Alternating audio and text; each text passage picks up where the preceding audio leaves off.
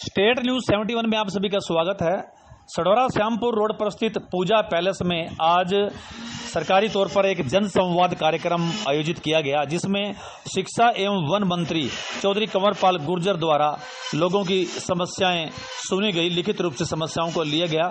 अनेकों समस्याओं का मौके पर भी समाधान किया गया। मौके पर तमाम आला प्रशासनिक अधिकारी भी मौजूद रहे। पूर्व विधायक चौधरी बलवंत सिंह ने मुख्य अतिथि के रूप में पधारे। चौधरी कंवरपाल गुर्जर एवं अन्य अतिथियों सहित जितने भी लोग वहां पर उपस्थित हुए सभी का धन्यवाद किया, स्वागत किया। तो आइए चलते हैं जन संवाद के इस कार्यक्रम में। प्रभारी संजय ऊर्जा जी, हमारे जिले के महामंत्री सुरेंद्र बनखड़ जी, हमारे सढौरा हल्के का चौथा प्रोग्राम है।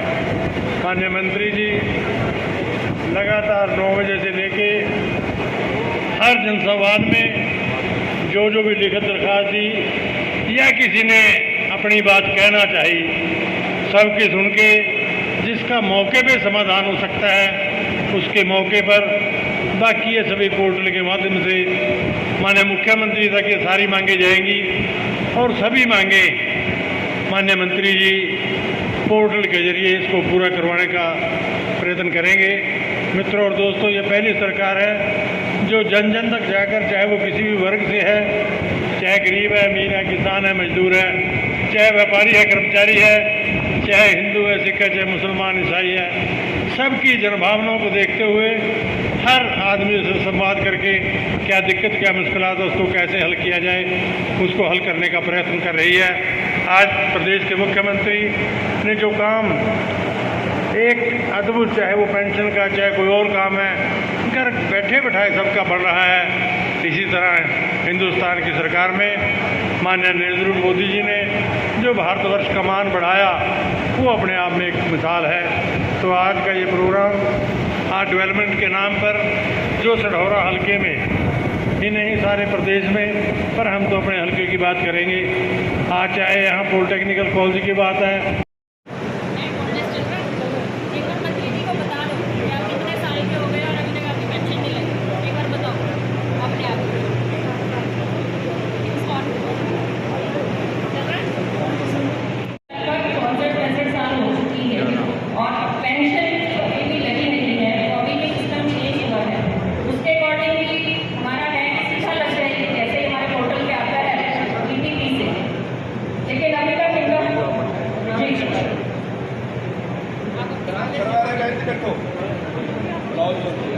क्या नाम है इसका?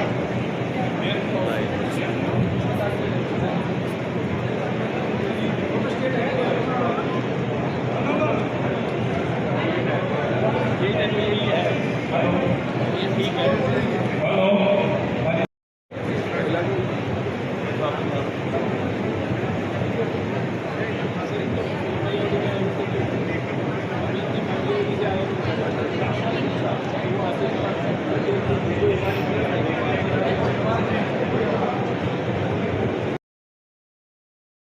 आज का ये कार्यक्रम जो जन संवाद का कार्यक्रम है, आवाज ठीक है जी? नहीं, मुझे ठीक नहीं रही थी, मेरे से पहले जो बोल रहे थे। आज का ये जो जन संवाद का कार्यक्रम है, आज से 1-1.5 महीना पहले माननीय मुख्यमंत्री जी ने इसकी शुरुआत की थी और इसकी उपयोगिता को देखते हुए माननीय मुख्यमंत्री जी ने सभी मंत्रियों के जिम्मे भी 5-5 हल्के और एक हल्के में 5 गांव इस प्रकार से निश्चित किए। इसके बाद अन्य एमपी साहबान वो भी इसी प्रकार से गांव करेंगे।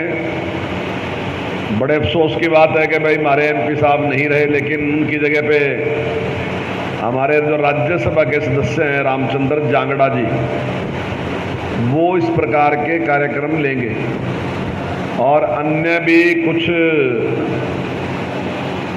पार्टी के पदाधिकारी हैं वो भी इस प्रकार से कार्यक्रम लेंगे, ताकि सरकार जो है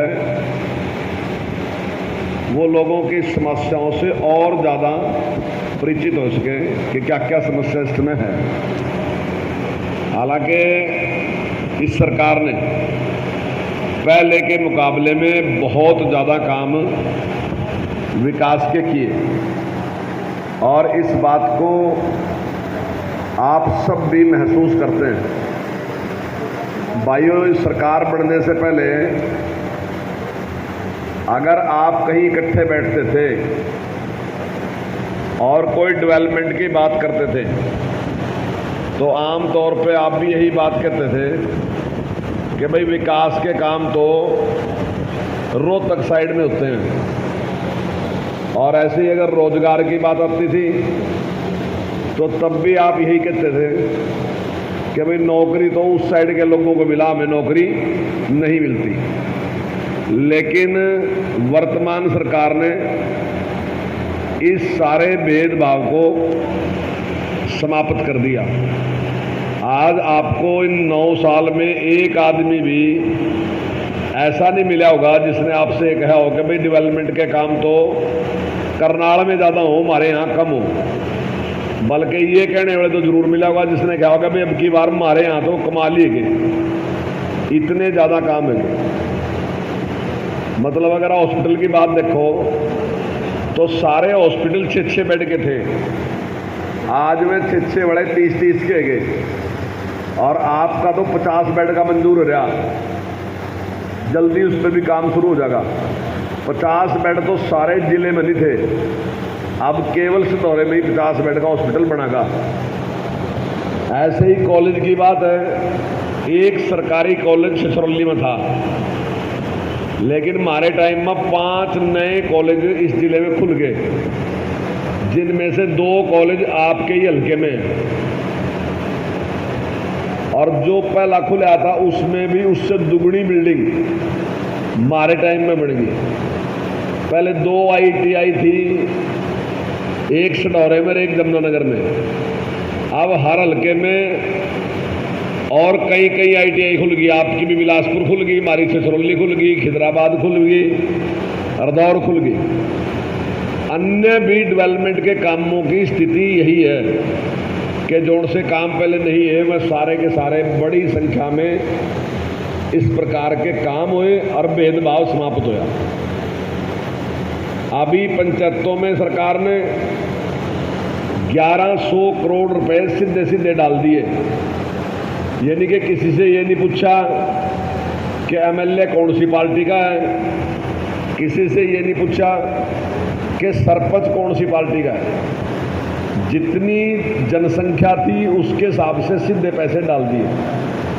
और आने वाले 1.5-2 महीने में ही दोबारा से सरकार 2400 करोड़ रुपए और डालने जाने लग रही है। यानी कि अगर आपके गांव में पिछली बार 10 लाख आए थे तो अब की बार 22 लाख रुपए और ही वाली आने वाले। और वो सरपंच साहब अपने हिसाब से जो गांव के विकास के काम हैं तो वो सारे के सारे काम इस प्रकार की डेवलपमेंट करा सकेंगे जहाँ कोई भी किसी प्रकार की दिक्कत आने वाली नहीं। जहाँ जो काम पीछे रह गए उन सारों ने पूरे कर सका। नौकरी के मामले में भाइयों मेरिट लागू कर दी। हमारी सरकार बनी, मैं स्पीकर बन गया तो लोग ये कहते जी जब आप स्पीकर हैं तो मेरिट का क्या मतलब है, तो तुम जो कुछ कहोगे वो होगा। लेकिन आज सब लोग इस बात को महसूस कर रहे हैं कि नौकरी जो है वो मेरिट के आधार पे मिल रही, कोई पक्षपात नहीं रहा। मैं एक उदाहरण देकर समझाना चाह रहा आपसे। भाइयों 90 MLA और 10 MP है। पिछली बार भी इतने थे, अब की बार भी इतने। और इस 8.5 साल के कार्यकाल में अगर दोनों बार के मैं देखा तो 2 आदमी ऐसे हैं जिन्हें नौकरी लगी जो MLA का बच्चे हैं या MP के। वो 2 कौन से? एक तो श्रीमती गीता बुक्कल की लड़की है जो असिस्टेंट प्रोफेसर लगी, और एक रतनलाल कटारिया का लड़का है जो HCS अफसर लगा। इसके अलावा इन दोनों कार्यकाल में किसी MLA और MP का बच्चा नौकरी नहीं लगा। और पहले आपको भी पता है कि मंत्रियों के एमएलए के एमपीओ के कितने बच्चे लगाते और कितने बड़े बड़े अफसर लगाते, लेकिन आपके गांव का या आपके गांव के पड़ोस में ही कोई ना कोई ऐसा लड़का भी होगा जो अति गरीब होगा, जिसके माँ बाप की अच्छी पहचान उसके गांव में भी नहीं होगी, लेकिन आज वो बड़ा अफसर होगा। क्यों? क्योंकि उसके पास काबिलियत है। उस काबिलियत के आधार पे नौकरी दी जा रही। भाइयों, सरकार ने वाली परिवार पहचान पत्र बनाया और उस परिवार पहचान पत्र में मान लिया कि जिस आदमी की भी आमदन 1,80,000 से कम है तो हमने मान लिया कि वो गरीब आदमी है।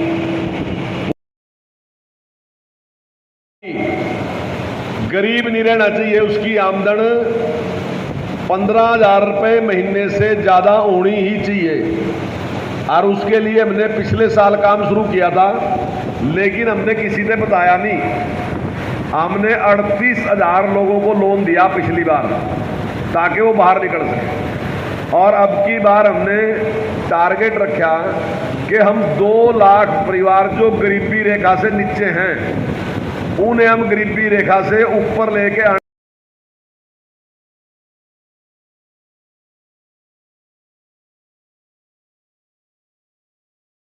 सूरजमुखी थी। हमने कहा कि एफेड से कि आप 4800 रुपये क्विंटल खरीदोगे, आज हम 5,000 रुपये क्विंटल खरीद रहे। एफेड आज 5,000 रुपये क्विंटल खरीद रहा, लेकिन आंदोलन किसके खिलाफ है? हमारे खिलाफ। पंजाब में क्या वो खरीद रहे? 4,000 रुपये, लेकिन वहां आंदोलन नहीं है। राजस्थान में क्या वो खरीद रहे? 4,000 रुपये, कोई आंदोलन नहीं है। दिल्ली में क्या वो खरीद रहे? 4,000 रुपये, कोई आंदोलन नहीं है। यूपी में क्या वो खरीद रहे? 4,000 रुपये, कोई आंदोलन नहीं है। तो फिर आंदोलन ही आगे कर रहा भाई। हम अगर 1,600 रुपये 1,800 रुपये दे रहे तो वहां आंदोलन है, जहां 1 रुपया भी नहीं दे रहे वहां कोई आंदोलन नहीं है। आप सोच सकोगे ये आंदोलन है, षड्यंत्र है।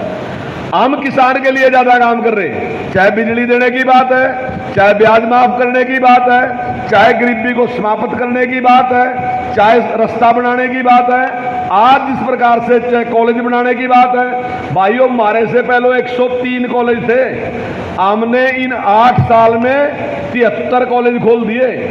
कोई बड़ा भी स्टेट ऐसा नहीं है जिसने अपने सारे बच्चों को ऐसे टैब दे दिए। भाइयों, हम सुपर 100 चला के बच्चों को कोचिंग दे रहे। अगर बाहर कोचिंग करोगे तो 5-6 लाख रुपए से कम नहीं लगते, और 10-12 लाख तक लगा, लेकिन हम फ्री में कोचिंग देने लग रहे। और हमारे पहली बार जो बच्चे थे वो 25 IIT में आए, दूसरी बार 29 बच्चे IIT में और 26 बच्चे MBBS में आए। अब की बार 138 बच्चे जो हैं IIT का जो टेस्ट हो, वो जो एडवांस टेस्ट है, वो हमारे बच्चों ने क्लियर कर लिया। और मुझे उम्मीद है कि सरकारी स्कूल के कम से कम 100 बच्चे उसमें जाएंगे। जन संवाद के इस कार्यक्रम में काफी संख्या में लोग उपस्थित रहे, पंच सरपंच उपस्थित रहे। लोगों ने अपनी समस्याएं लिखित रूप से दी और कंवरपाल गुर्जर शिक्षा मंत्री द्वारा यह आश्वासन दिलाया गया कि इन समस्याओं का समाधान करवाया जाएगा। तो लोगों को तो खैर अपनी समस्याओं का समाधान चाहिए।